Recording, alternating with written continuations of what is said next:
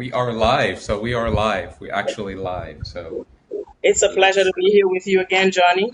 It as seems like you and always, we never stop. We just jumped off a yes, conference call.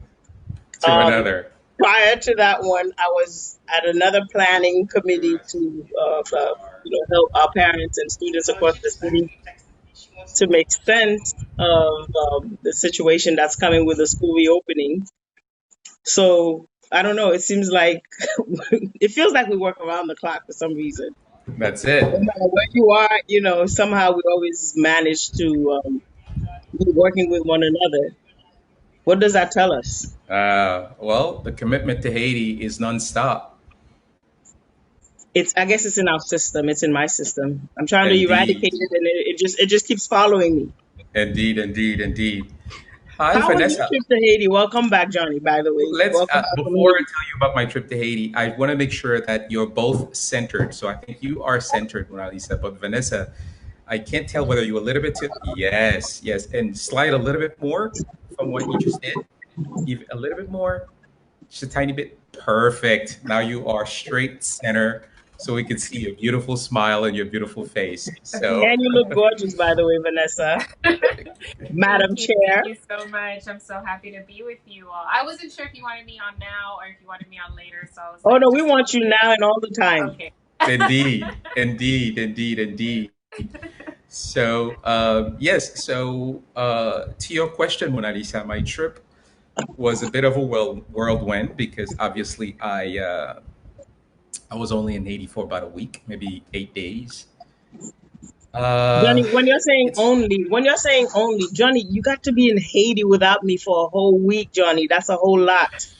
I haven't mais been to Haiti in God knows how long, and you know how frequently I used to come to Haiti. You know how much I'm dying to be in Haiti, and then you were there for a whole week, Johnny. So don't oui, complain.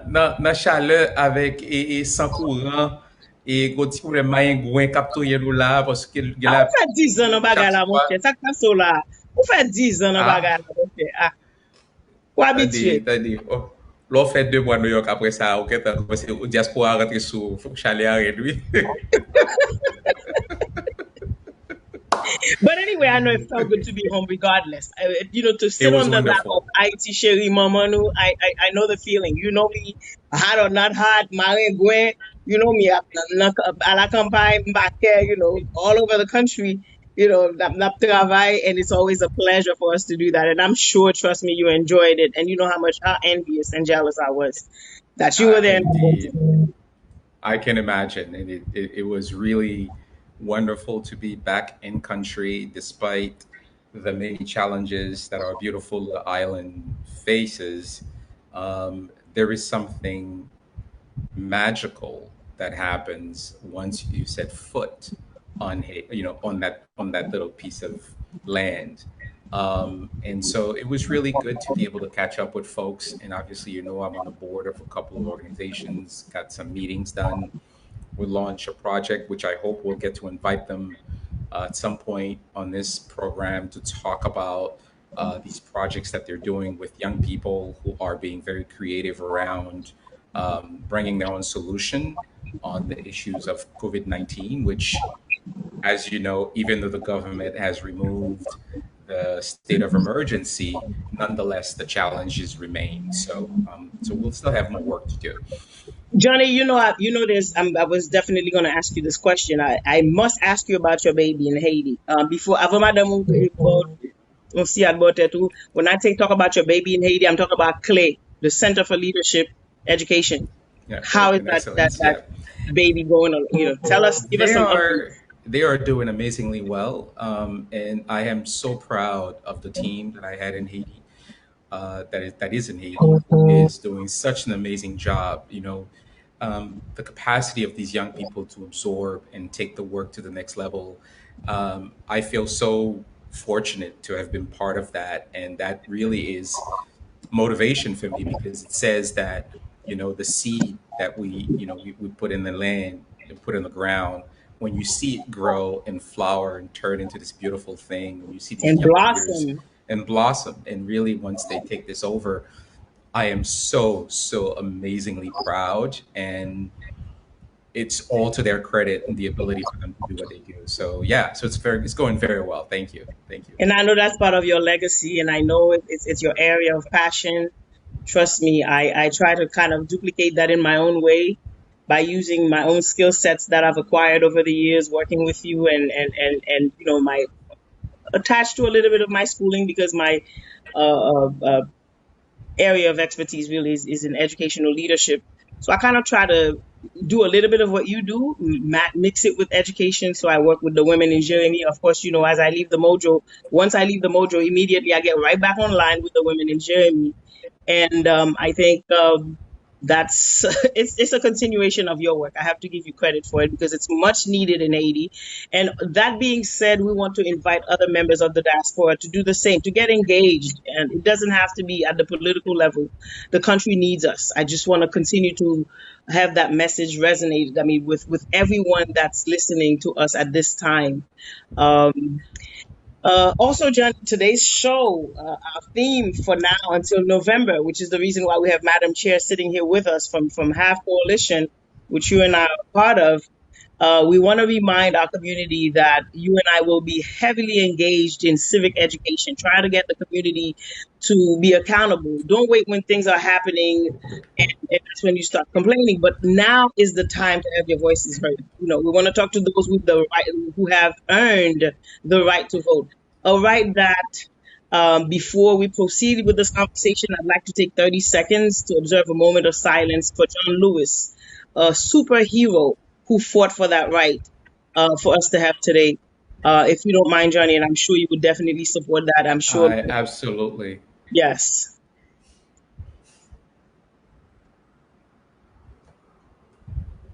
Yes, indeed. So you and I did agree to kind of carry on that legacy of John Lewis, which resonates with the work that you do, which resonates with the work that Vanessa is doing over in Florida. And at this time, I don't want to take too much time to really be explicit, as we're going to be doing this throughout the fall, the end of the summer. We also have some civic education classes coming up for our youth in Brooklyn. We have a YOLIB. I'm announcing YOLIB. YOLIB is Youth Leadership Institute of Brooklyn.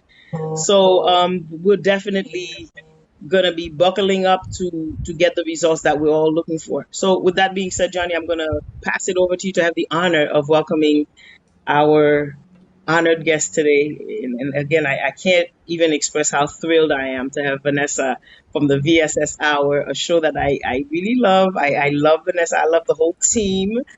I admire you ladies, and I support the work that you do as a woman, knowing that we are needed. That's the missing link. That's the missing component in media, women. So the more we can have our voices heard, we can't let these men intimidate us. Babes au français, Johnny. But Jamais. I'm probably more feminist than you are, so you could never offend me from that perspective. oh, I know that's right. I know that's right. Say no more. All yours, sir. Well, Vanessa, thank you so much. And I had the actual pleasure also of being on the VSS show when I was in Florida in February. So, and it was such a pleasure and such a great conversation with you, ladies. And I hope we'll get to continue that conversation because I thought it was so very interesting. So, on behalf of Mona Lisa, Dr. Mona Lisa, which she hates when I do, but I love to do it because she earned it, right? Dr. Mona Lisa Ferrari and myself, we just want to welcome you on the Mojo Show. And really, as you know, on the Mojo Show, what we try to do is really try to be a place where people can come and be informed, to be able to learn. And so I want to just say welcome. And just this is your house. So you just take it over. But as we start the conversation, just let everybody know who are you, and just so that they can get a sense of who they're talking with, who they're listening. Well, thank you so much. I have to start by thanking you both for the invitation to allow me to share this space with you. I, look up to both of you, given all of the work that you've done Actually, the honor is truly mine to be able to be on your platform today. And it's always a pleasure, Johnny, to see you.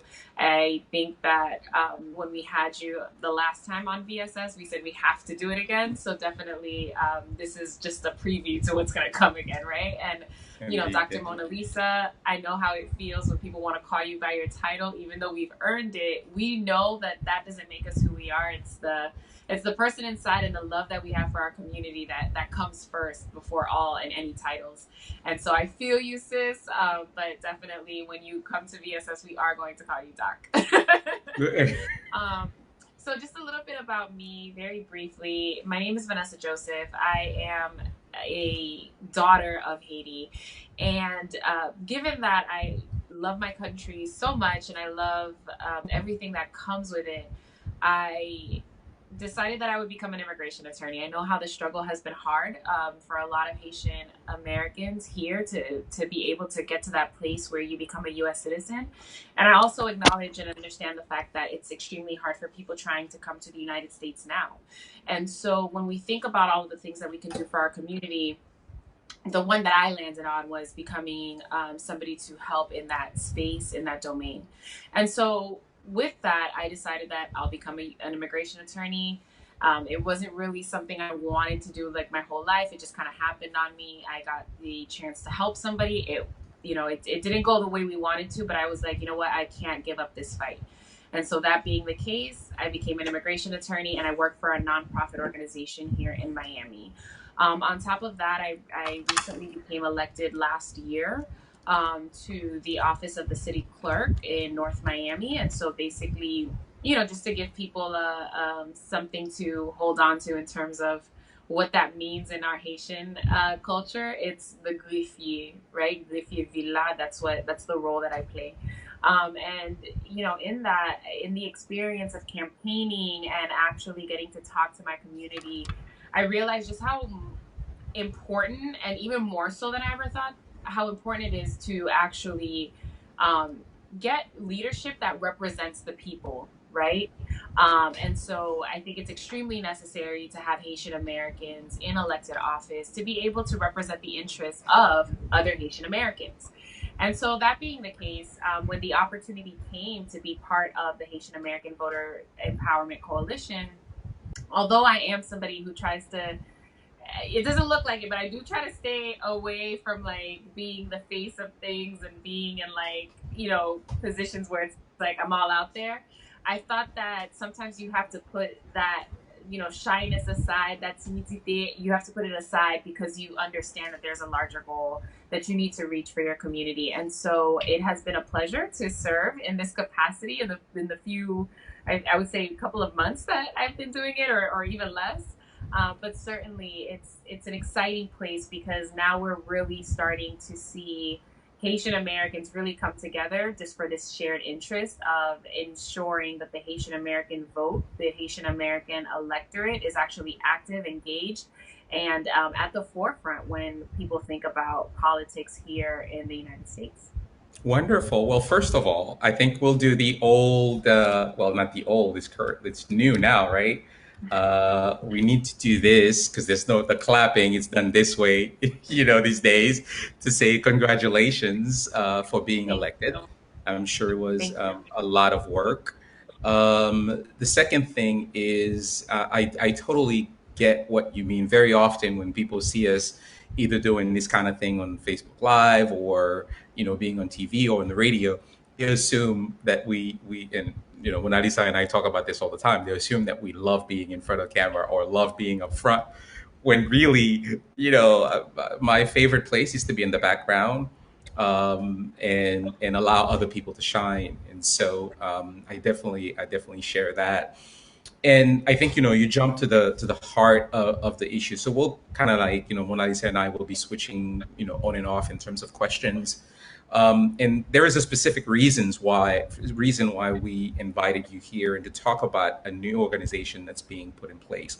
But before we get to that organization, what I wanted to do is you started doing this in your earlier introduction, is to talk us through this concept of the necessity for us to be engaged and why that is important at this particular moment in time for the Haitian American community?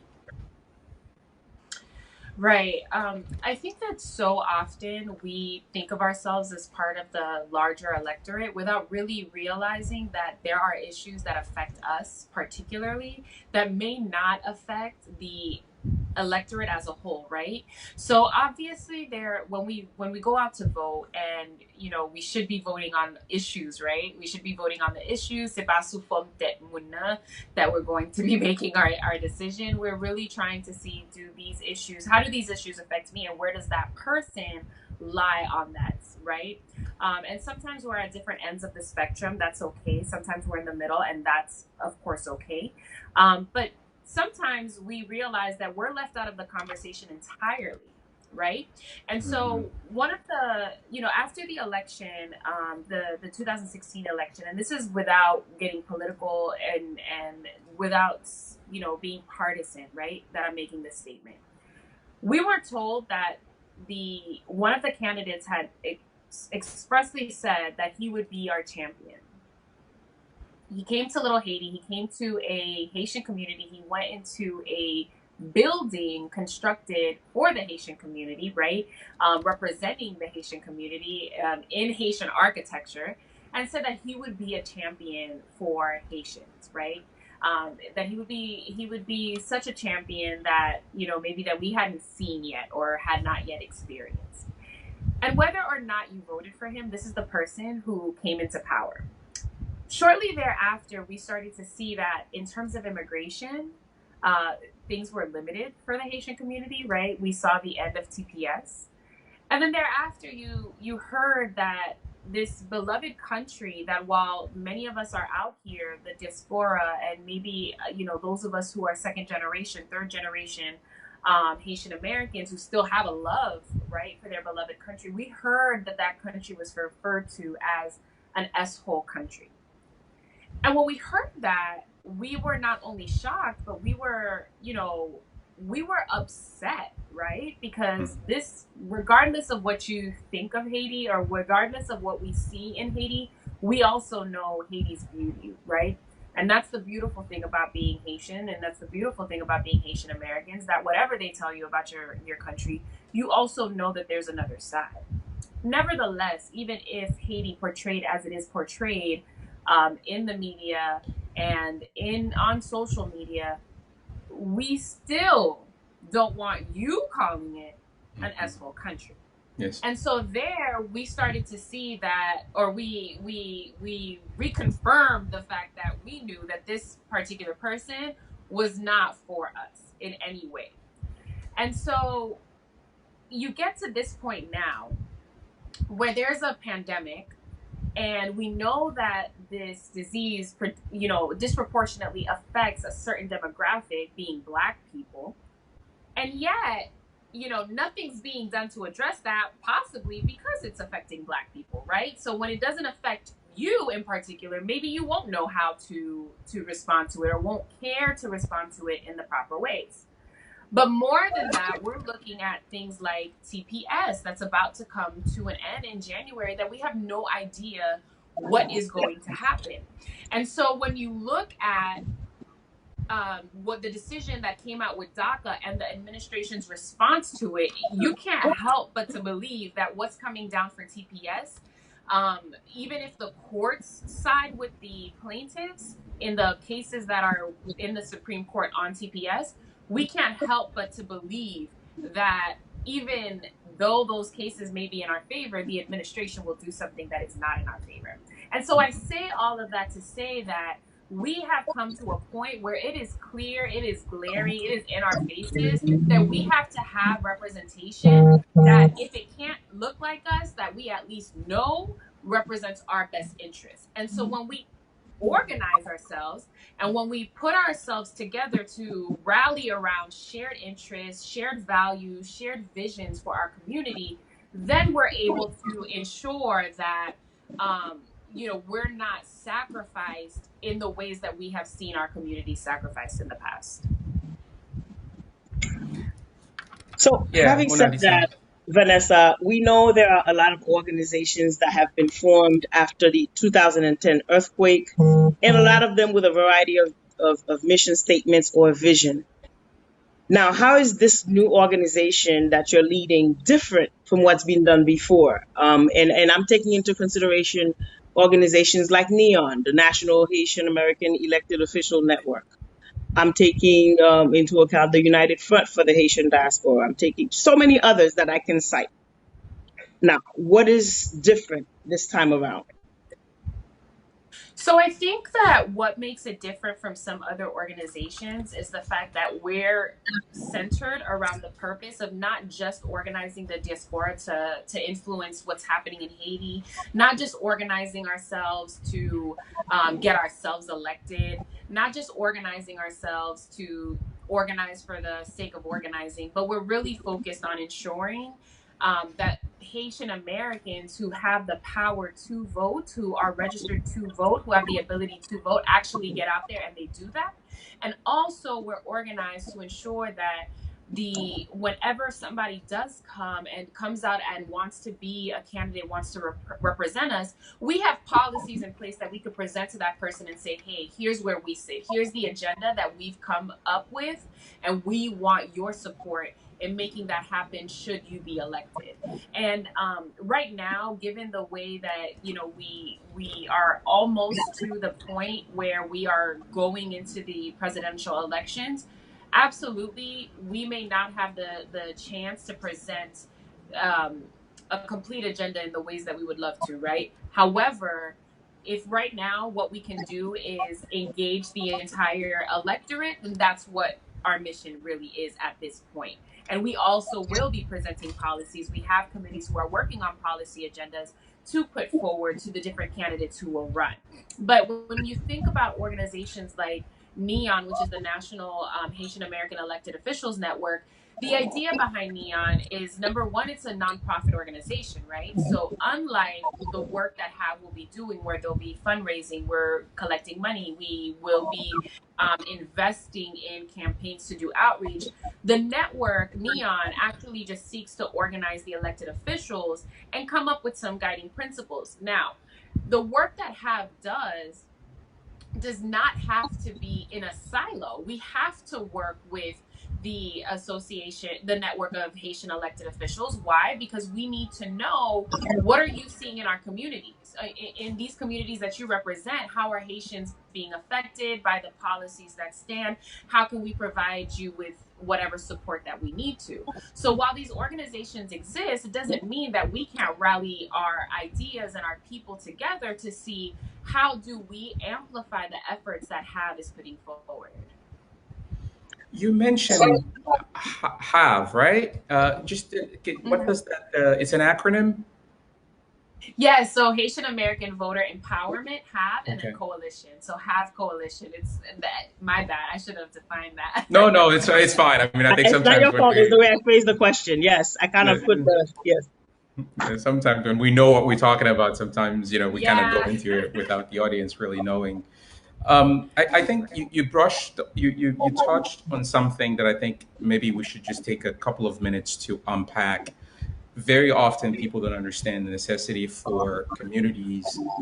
First of all, that it's normative, right? It's normal for communities to actually be focused on their interests, and that this is something that every community Does. does, right? Mhm. And so it's not a bad thing. It's not a that is it's the normal structure of a Yeah. functioning democracy, that you identify the interests of your community and you get the community to, through either an elected representative or through an organization, to advocate for those things. Can you help us better understand that? And in particular, has this been done in the Haitian community before? I'm sure it's been done in the Haitian community before, because there are, I mean, I can only speak for Miami, right? In terms of the fact that we have translations available for most government issued documents, that come out of Miami-Dade County. The fact that we have buildings that were constructed in our building, it has to mean that we have organized ourselves in the past to get certain things built within our community for us, right? However, I'm not sure that we've done it in such a way that it's organized the entire Haitian community within the United States, right? So that means that it has, I'm sure it's been done in New York, it's been done in other localities where the locality and the Haitian Americans within that locality organize themselves to advance the Haitian agenda. However, I don't know that we've come together in this way, right? We've built this coalition, we've built a consensus across the nation. And so while we've come together in different ways to affect policy in maybe Haiti and maybe within certain um, localities or municipalities or regions, I don't know that we've done it in this way where we've really tried to reach out to the Haitian communities across the United States. And for sure, as it stands right now, we have representation from a lot of different places: Pennsylvania, Illinois, Florida, New York, New Jersey. But I'm sure that we have some folks out in California we just have not yet tapped into. And so this is an ever growing coalition. And the idea behind it is so that we ensure that everybody's represented. Nobody's more. We know that Florida is a swing state. We know that it's a purple state, but it definitely should be a blue state. And so we know that it's extremely important to engage the Florida Haitian Americans, but that doesn't mean that us in and of ourselves are more important than any other locality that exists. Yeah, I know Mona Lisa, she has a question on the tip of her tongue, but I just want to get to one thing, and it's not a question, it's an experience. I was living in Haiti and and came to Florida. Actually, I always come to Florida to canvass because I'm a New York voter and I live in a blue state, and I felt like it's useless for me to actually canvass in New York because it's a blue state. And more importantly, because Florida is a purple state, there's a big Haitian American community there. And I remember an experience. I was canvassing for Doti Joseph, and I had my T-shirt on, and I'm in Little Haiti, and there's this, and I'm talking to Haitian people to get them to vote for Doti, and there's this lady that came to vote, and Haitian American woman, and not elderly. I would say she's probably in her 60s. And she said, "Can you help me?" And I'm like, "Can you help me vote?" And I'm like, "Well, I'm not allowed to go inside with you wearing a candidate." So I went to my car, I changed so I could go help her. So I'm like, I had this vote. So I get to the booth with the lady, and she asked me the name. So I said, "Duty Joseph." She said, "Yes, I vote." And then I'm like, "Oh, so you have to vote for governor?" And she's like, "Ma voté pour républicain." No, I mean, she voted for Duty Joseph for Democrat, and then she voted straight a Republican ticket after that. And I respected her vote, obviously, because I was helping. But I'm Right. saying this to say that we have a tremendous amount of work to do. And even though the Mojo Show is not necessarily a political show, but Johnny, as the individual, will tell you, I'm a deep blue Democrat, progressive, and the man in office needs to go. That's a personal opinion, not that of the Mojo Show. And believe that Florida has a really important role to play this year. So COVID or no COVID, ma pit 2 mas, ma pit 3 mas, but I'll be in Florida to help because we need to get more people out to vote and more people to recognize the challenges and the risk that we're facing on all levels. Anyway, Absolutely. that's what I wanted to say. But Mona Lisa, I definitely feel you, Johnny, and there is no doubt that we're all on the same page. The ultimate goal is to ensure that this time around we're not fooled. We got to learn from our past mistakes. It's definitely important. Now, my question for you, Madam Chair, is in terms of getting other people at the table, is this something that this organization is planning to do just right now before the election, or is this something that we need to do beyond the election? What are the short-term goals and what are the long-term goals in terms of ensuring that moving forward that we have something that is here and it's here to stay, and the idea really is to get everyone to buy into it and see the importance of it, because it is obvious that we've never really had a seat at the table where everyone's voice is in, it's inclusive of everyone really. um I'm sure you understand what the nature of the question and where it's going, although I may have some of the answers, but I think for the sake of our audience, we're going to separate my role within the organization just so we can, portray the message that we're trying to get others to get involved. Well, I'll say this. So right now we've got to turn out the Haitian vote, right? The Haitian American vote. We've got to turn it out. We've got to make sure that Haitian Americans come out to vote. But that's not something that we're just looking at for right now. That's not something that we're just doing because it's 2020. It's a pandemic. We don't have anything else to do. That's just what we have to focus on in this moment. As we move forward, right? As we look beyond the 2020 elections, we have to continue to engage our electorate. Why? There are elections every single year. Every single year there are elections. It just depends on where it's happening. And so we can't for not 1 minute sleep on this, right? So after November 3rd, I'm definitely going to take a break because I will have deserved it by then, right? I'm going to take a break. I'm going to take my own personal vacation, but that does not mean that the movement stops. Every single time you run into a Haitian American, we should be asking that Haitian American whether they vote, whether they're registered to vote, whether they're a U.S. citizen, so we can help them become a U.S. citizen, right? That's what I do. And so for me, this is not just today. This is not a just 2020 thing because we're in a pandemic and we're all at home. This is something that we have to continue to do well beyond 2020. We have to continue to assert ourselves and insert ourselves to ensure that we are respected. And more so, as we move forward, we have to continue to be building up our policies and our agendas. We can't continue to just demand the renewal of TPS sitting at home on social media. We have to come out in a big way. We have to exert our influence and say that this is what the people are demanding and this is what we're entitled to. What Johnny mentioned earlier was the fact that building agendas for your community is not something that's new. Absolutely not. We won't be the only ones who do something like that.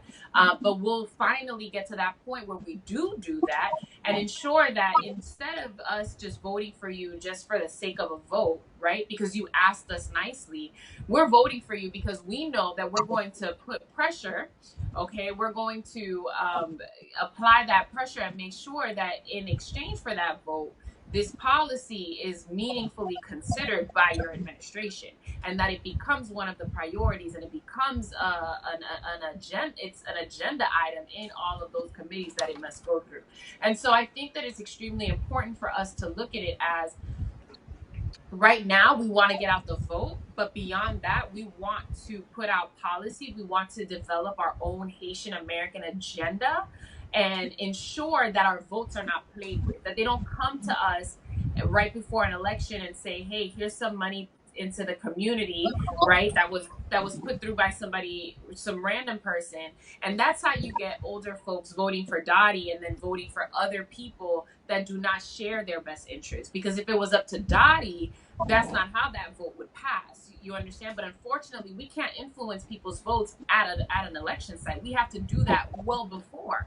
And so if the community does not come together and say, look, this is the power that we have, this is the power that we hold, and we will not allow our folks to move in one direction or another until we know that you're doing this for us, then we won't be able to move forward together. I think that I don't want to make the generalization that all Haitian Americans believe in the same thing, but there are things that are meaningful to our communities, and we have to be able to agree on that and make sure that at least those policy agenda items are pushed forward, and that we do feel that we are a meaningful part of this United States. Yeah.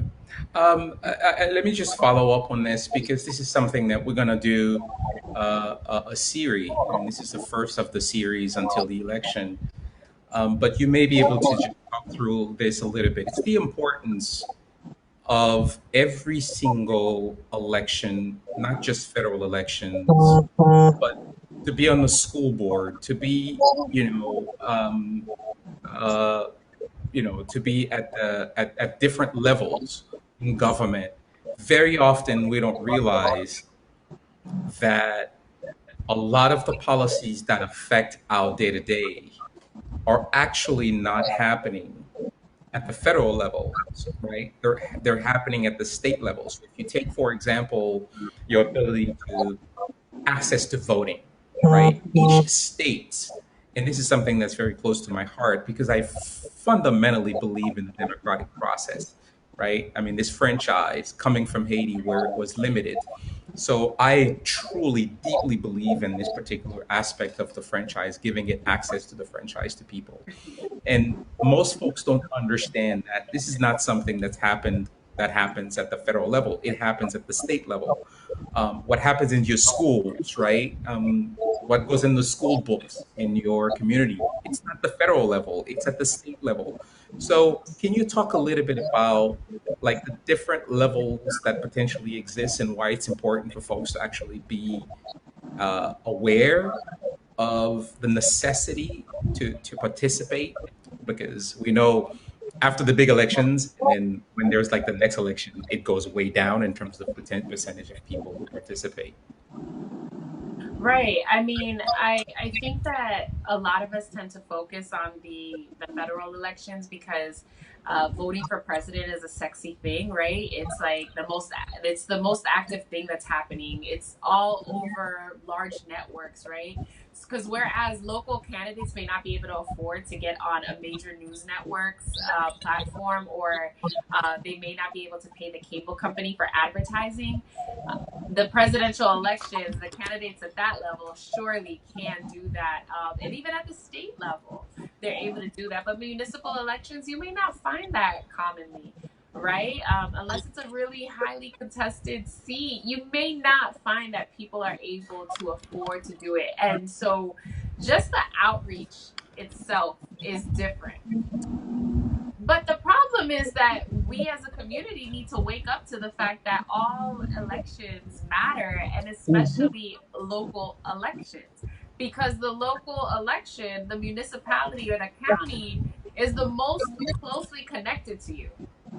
Whereas it may be difficult to get on a plane and go talk to the president, it's a lot easier to try and get in contact with your county commissioner or your municipal council or even your community council. So in Miami-Dade County, we have community councils, right? So they're not necessarily elected for the entire county, but their locality. Almost you could think of it like a Azek Kazek type of thing, right? Mhm, And that type mhm. of representation is extremely important because those are the people who are tied to that community the most. They're the closest tie, and those are the people who are living the same situations as that community that they represent. So what Haitians need to wake up to and realize is the fact that we need to assert our power at every single level. We need to assert our influence at every single level because there are policies coming out at every single level that affect us.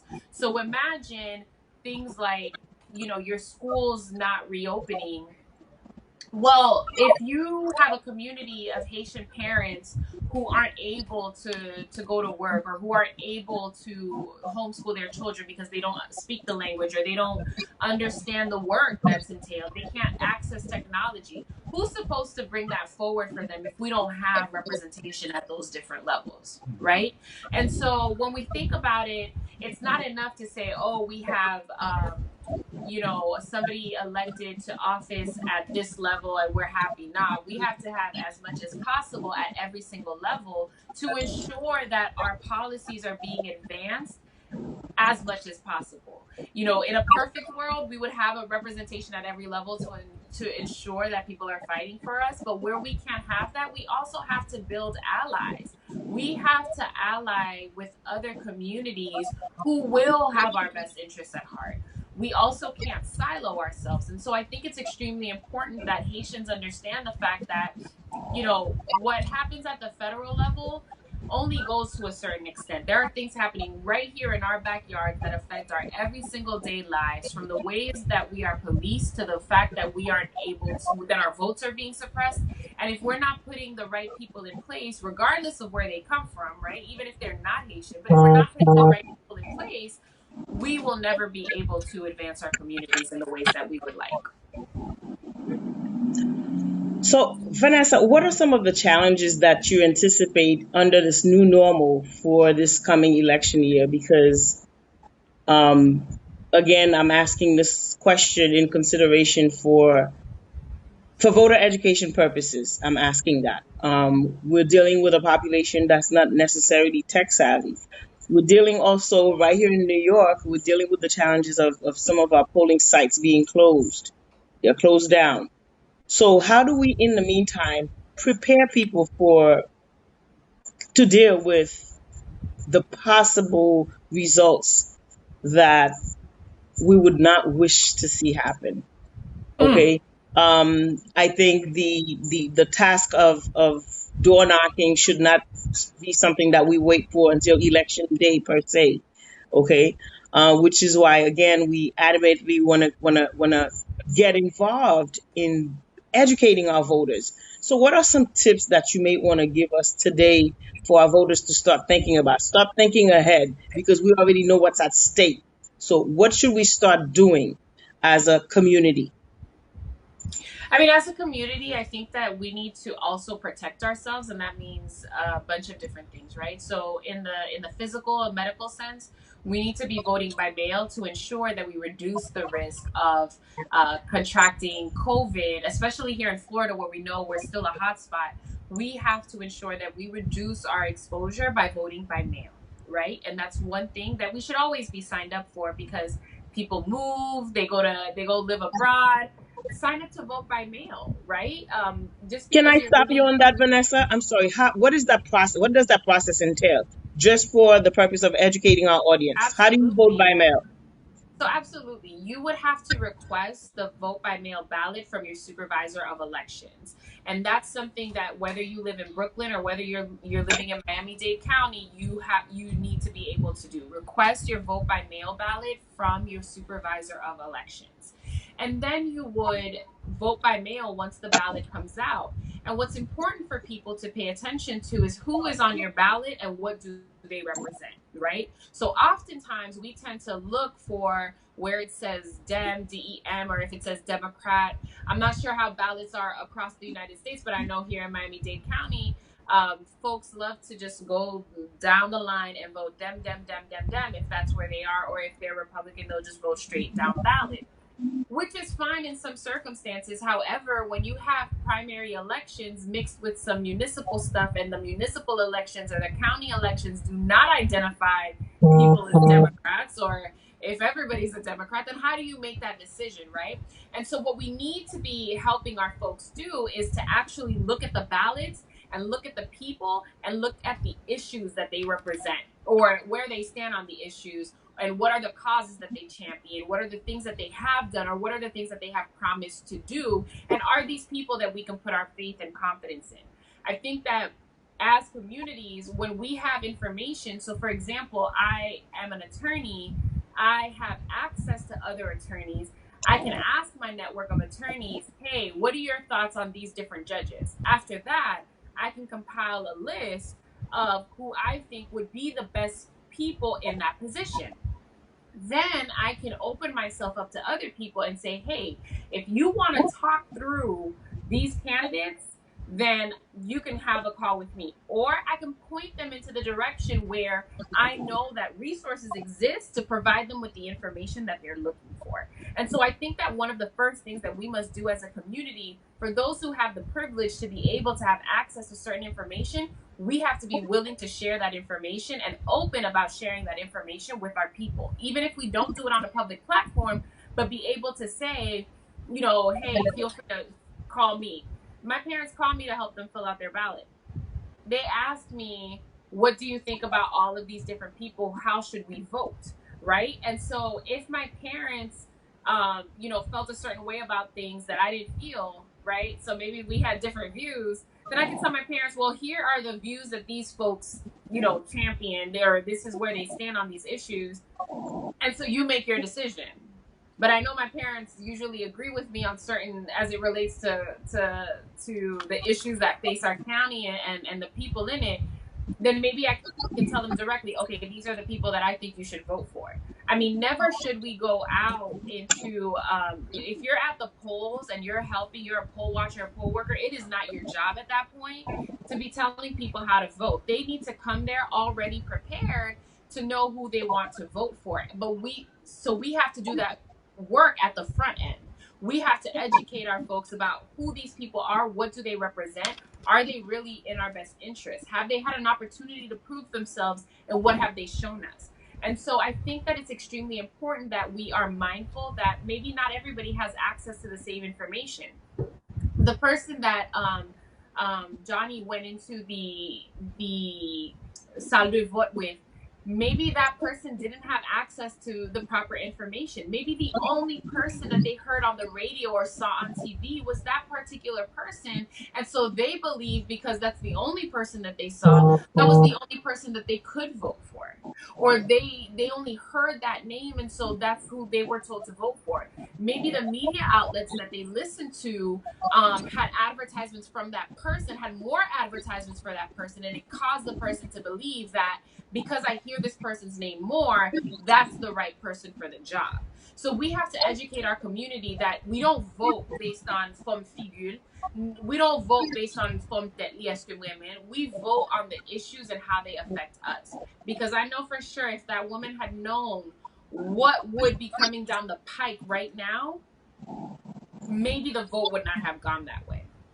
Yeah. Definitely so. Definitely so. I think having said that, you kind of open the road for those of us who know better, those of us who understand the mission and the vision of HAVE Coalition, the Haitian American Voters engagement, is really to become more involved in educating our community, to avoid those mistakes from ever happening again.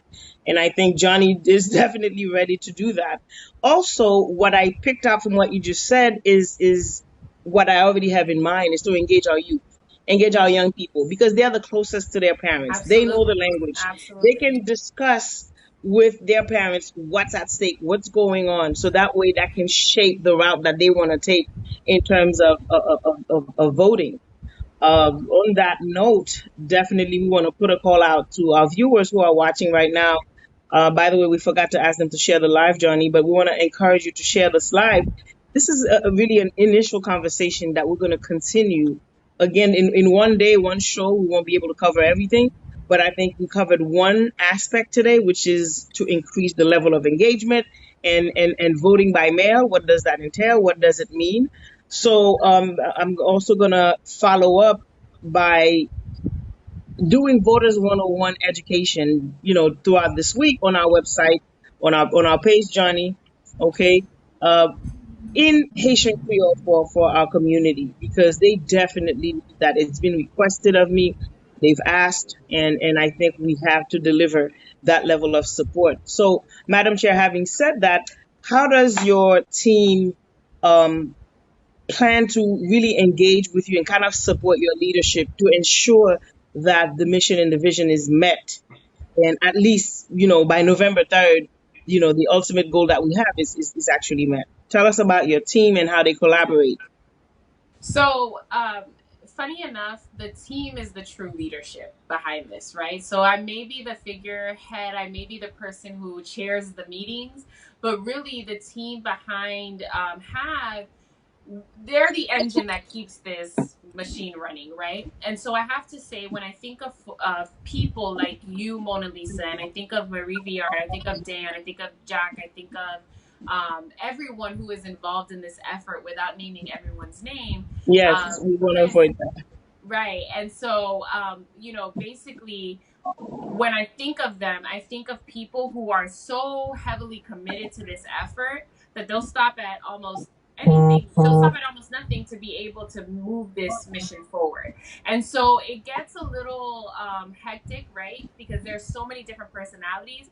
But I think that that's what actually the beauty is behind the coalition. The fact that so many people can come together with differing backgrounds, with differing views, but also be able to share that singular mission of ensuring that we get out the Haitian vote and that we put a policy together for the Haitian American community. And so I'm really happy about the fact that people have come together and said, here are my strengths. Here is what I'm good at. Here's what I have experience in. And here is how I'm going to move this committee's work forward. We've divided ourselves into committees, but we come together every other week so that we can talk about that work and so that we can see where have we progressed. And I had somebody who took part in the meeting before our last one, and she hopped on the call and she said, I was so impressed by the fact that this was just much more than what I had anticipated. She thought that it was going to be just yet another meeting of people who come together and talk the talk, right? She didn't realize that people were going to be walking the walk, and the fact that what we said we were going to do last meeting, by the next meeting, it actually gets done. And there's actually progress to be reporting. And so she said that was super impressive. And that what also impressed her was the fact that people aren't here talking about themselves and not gloating and not, showboating. And they're not over here trying to say that I'm this, I'm that. Nobody was coming in here with ego. Nobody comes in here with titles. We just come in here to work because we know that we're workers. That's what we have to do. We have to do the work to get the results. And so I think that what impresses a lot of people is that a coalition of folks from different states, from different cities, from some people are in Haiti on these calls, and we're able to just come together and move the work forward. And when people know that they have something to contribute, they contribute something. And I have to say that the contributions within this group have just really opened my eyes to what has been possible this whole time, but what maybe we did not invest enough time in. And so the fact that we're investing this time now, all I can see is a brighter future ahead because the work is going to get done. And so, to really talk about this team is to talk about the scores of people who have yet to join and have, right? Who have yet to come in to have and say, here's Mesam Kaputi women. Because while we're an amazing team, we still have so much work to do. And so I think that this team is going to take us really far. But imagine how much further we can go if more people came along and said, hey, I want to pitch in my time as well. So I'm super grateful for the team that we have. I'm super grateful for the motivation that they give me to have these meetings every week, because I know that every other week when we get into our general meeting, there's going to be something new. Is this challenging work? Yes. Is this challenging, especially because we're in the middle of a pandemic and we all have maybe full-time jobs and other responsibilities? Yes. But is it worth the time, the effort, and the energy? Even more, yes. There is Jimmy had a question for you. I didn't want for us to end without asking his question, and obviously it's a question that could be elaborated over a very long, but it could be very short in terms of maybe a couple of bullet points. But his question related to what is I mean, he said irrespective of people who are in red or blue, we talk about the Haitian agenda, and I'm summarizing here. What are some core points of a sustainable agenda for the Haitian communities? What sort of the key maybe points that we would have on a Haitian agenda that, irrespective whether one is on the left or on the right, that we can call an agenda to fight for? I think that there are multiple agenda items that we could look at, but when I think of what has tossed around in one of our initial meetings, I think one of them that stands at the forefront and that almost a lot of us can really rally around is immigration. We may not be able to get to exactly what that's going to look like, but we do know that we want folks who have been here for a while, who have built and invested into our communities. We want them to remain here. And I know that a lot of us, for the most part, do want immigration reform. I know that a lot of people want and we believe in economic development within the Haitian community. We want our small businesses to thrive and maybe grow beyond a small business. We should not be satisfied with people getting billions and we are in the maybe thousands or tens thousands when we can maybe at least get to 1 million, right? And whether you believe that people should be, anybody should be able to be a trillionaire or a billionaire is another question. But of course, we know that we want our businesses to thrive. We definitely want our businesses to thrive. We want our businesses to grow, and we also want to be safe in our communities. We don't want to be plagued by gentrification. We don't want to be pushed out of the homes that we have lived in for a while. We do want our folks to be able to afford the housing that they live in. We don't just want to be satisfied with being able to rent our whole lives. We want our people to be able to purchase homes as well. We want for our community to be economically viable. And we know that we actually have the buying power within the Haitian community, but we need to leverage it a lot better. So when I think about issues that are important to us, they're issues that are important to a lot of people. I think a lot of people can get on board with, and the broader Black community can get on board with some of these issues. But I think when we think of immigration, that might be one of the places that we set ourselves apart. But I also think that there are a number of places where we can make sure that our community is done right by. Thank you. And for me, one of the things that I guess that will be my last maybe comment, not necessarily a question. It's in the question in my head, but I'm going to pose it as a comment, is the issue of how to engage the church community. Because I think the Haitian community is one that is very much engaged in church, and the church has a lot of influence. And as you say, there are issues that we will disagree on, but there are issues that are cross sectional, right? And I hope, and I know that Javi's probably thinking about a number of strategies. I don't personally know, and this is why I'm putting this forward, is hopefully having some guidance or some talking points in terms of how can I engage with the church community to share. It could be a training, I think, actually, to be honest, because I really think that there's a big portion of our community that could be left behind in terms of their engagement in this process. And I would like to play a role in helping people understand what this means in a very respectful way to their beliefs, but nonetheless make sure that we communicate with them. We don't just sort of put them aside because they're whatever beliefs they have that we may disagree with, but that we can engage on the points of agreement so that we get everybody to think about what are the key agenda items for our community. So it's just an ask maybe for something for Have to think about for someone like me who might want to be involved to make calls or whatever. So, and I'll turn it over to Dr. Mona Lisa. We're wrapping up. We're about 4 minutes over. So last questions and comments, Doc. Thank you, Johnny. I want to reiterate to you again, Madam Chair, it was a pleasure having you on our show today. This was overdue, actually, but nothing come before its time. You came on time, and I think it's not going to be your last time. And we also want to see some of the sisters that sit on the VSS show, on this platform to kind of help move the agenda. Right now, this is our main focus. We want to support not just your leadership, but support our community as a whole. You're just the one voice that's pretty much leading the way.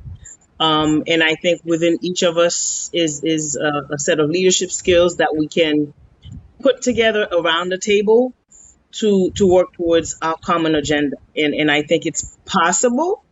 And I must say that I do appreciate your level of commitment to this work, despite the challenges of, having to work your full-time job, having a family. We understand all of that. But I also want to take this opportunity to give you the chance to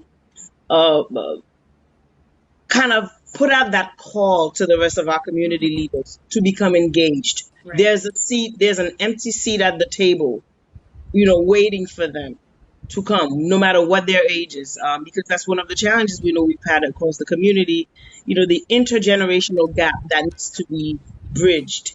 And I think within that coalition, it can happen. Okay.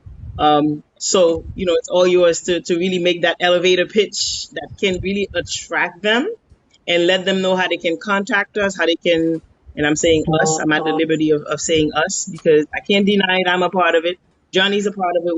We're all in this together. But again, in a spirit of solidarity, we want to open the door for, our former, older leadership, current leadership, and growing leadership to come and join you on this movement.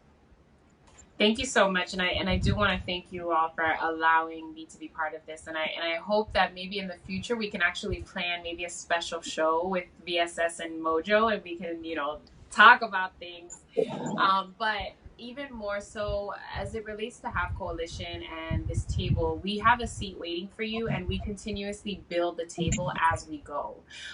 This is not about who's the leader and what's everybody's a leader. Everybody has the leadership capacity in them. And so we're not looking for the doctors. We're not looking for the lawyers to be part of this. We're looking for every single person who believes that the Haitian American vote is important and needs to be amplified. And that's who we're looking for. That's the type of leadership that we need. We need an individual who believes in the mission, and that's it. That's the only prerequisite that exists. We're not after titles. We're not here for the sake of just being here. We're here to get the work done and to make sure that our vote matters regardless of who's going into office. This agenda needs to be put forth, and that's it. We want what is ours. And so I encourage everyone to visit www.havecoalition.org, HAVE coalition.org. And there you can get, number one, more information about us. We are in the process of continuously building and adding content to the website. You can sign up to become a member. And once you sign up to become a member, we will add you to our list so that you know when we're having meetings and we can invite you. We have meetings every 2 weeks. We are on there for about an hour and a half. But when I tell you that it is the most productive hour and a half that you will have, you will probably leave there feeling inspired. And even if you thought that you were just going to sit on the phone and not do anything, you'll be like, no, I want to participate. We just had our July fundraiser where we were just doing, calls to folks to donate $5, $50, $500, whatever that you felt in your heart that you could put out there to make sure that we're able to help individuals get their vote by mail ballots. We were focused specifically on Broward County because we know that that's an extremely important locality within Florida to make sure that we can get out the vote. But this is something that if we get engagement worldwide or nationwide, we can have these sorts of efforts pushed out in other localities. And so I urge you, if you care, even the smallest bit, if you have a modicum of love in your heart for Haiti and for Haitian people and for Haitian Americans, then I urge you to take part in this coalition in whatever capacity that you can. You can be on the call just telling us that, hey, you forgot to think about this, you forgot to consider this. Oh, here's an article I read. Whatever your contribution is, it is the most valuable contribution because you are helping us to make sure that this work gets done. And so I encourage each and every single one of you who is tuned into the MOJO Show, every single one of you who will see the show, whenever you see it, wherever you see it, every single one of you who's under the live dropping comments, please visit www.havecoalition.org. Tell a friend to tell a friend and come be part of this movement that is really centered around you. Vanessa, one last thing. While you're here, and this is a courtesy that we're extending to you, please tell our audience how they can watch your show on the VSS Hour. Thank you so much. So it's facebook.com/THEVSS Hour. V as in Vanessa, Shirley, and Sandra are my extremely dynamic co-hosts. Obviously there would be no show without them. They are just these incredible powerhouses. And the only person really who's missing is Mona Lisa, but Thank God she's here with the Mojo Show. You know what? There's no Joe without Mo. There's no Mo without Joe. There Because you last go. week, although he was in Haiti, but I was still part of it. I want to apologize to our audience last week that I wasn't able to make it. I ran into a little trouble with the car, but the car is okay. Oh, are you okay? Yes, and I'm okay, thank God. It was a pleasure, having you today, Madam Chair, and we're hoping again that this relationship continues. It's here and it's here to stay. And we want to extend that same relationship to the rest of our audience to join us on this battle, on this fight. In the spirit of maintaining the legacy of a very important man in history like John Lewis, we dedicated today's show in his honor. We dedicated to his legacy, and we're part of that legacy as well.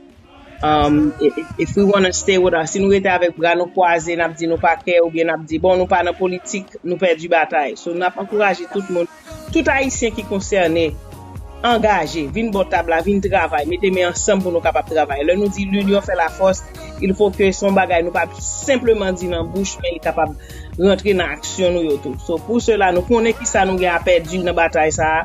Tant pis, joignez ensemble avec nous, non seulement dans Mojo Show, mais avec tout Have Coalition, qui c'est Haitian American Voters Engagement Coalition, et pour nous capables assurer que yon l'autre leadership pas dit nous sortir dans S-Whole Country encore.